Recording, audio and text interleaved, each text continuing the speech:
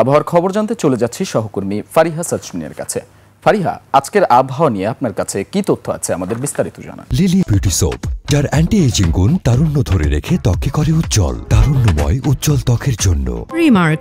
ধন্যবাদ দীপু। দর্শক, আজ 22শে অক্টোবর 2025 তারিখে দেশের সর্বশেষ আবহাওয়া তথ্য থেকে আমরা দেখতে পাচ্ছি চট্টগ্রামের দু এক জায়গায় অস্থায়ীভাবে দমকা হাওয়া সহ হালকা থেকে মাঝারি বৃষ্টিপাত অথবা বজ্রসহ বৃষ্টিপাত হতে পারে এবং সেই সাথে আজ সারা দেশের তাপমাত্রা শুষ্ক থাকবে এবং দিন ও রাতের তাপমাত্রা প্রায় অপরিবর্তিত থাকতে পারে।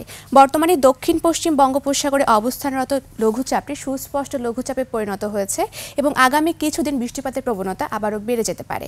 বর্তমানে বিশেষ কিছু অঞ্চলের তাপমাত্রা যদি আমরা দেখে থাকি তাহলে সিলেটে রয়েছে 29 ডিগ্রি সেলসিয়াস, ঢাকা, কুমিল্লা ও বরিশালে রয়েছে 30 ডিগ্রি সেলসিয়াস এবং রংপুরে রয়েছে 28 ডিগ্রি সেলসিয়াস। গতকাল সর্বনিম্ন তাপমাত্রা রেকর্ড করা হয়েছে রংপুরের রাজারবাগে, যা 20.1 ডিগ্রি সেলসিয়াস এবং সর্বোচ্চ তাপমাত্রা নারায়ণগঞ্জে, যা 36 ডিগ্রি সেলসিয়াস। গত 24 ঘন্টায় ঢাকার সর্বোচ্চ তাপমাত্রা ছিল 35.7 ডিগ্রি সেলসিয়াস এবং সর্বনিম্ন তাপমাত্রা 25.4 ডিগ্রি সেলসিয়াস।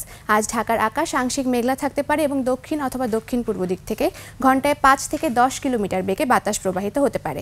আজ সকাল 6টা অনুযায়ী ঢাকার বাতাসের আপেক্ষিক আর্দ্রতা নির্ণয় করা হয়েছে 90% এবং আজ ঢাকায় সূর্যাস্ত হবে সন্ধ্যা 5টা বেজে 27 মিনিটে। দর্শক, এ ছিল আমাদের আজকের আবহাওয়ার তথ্য। ফিরে যাচ্ছি দীপুর কাছে। দীপু। ধন্যবাদ ফারিহা সাজরিন আপনাকে।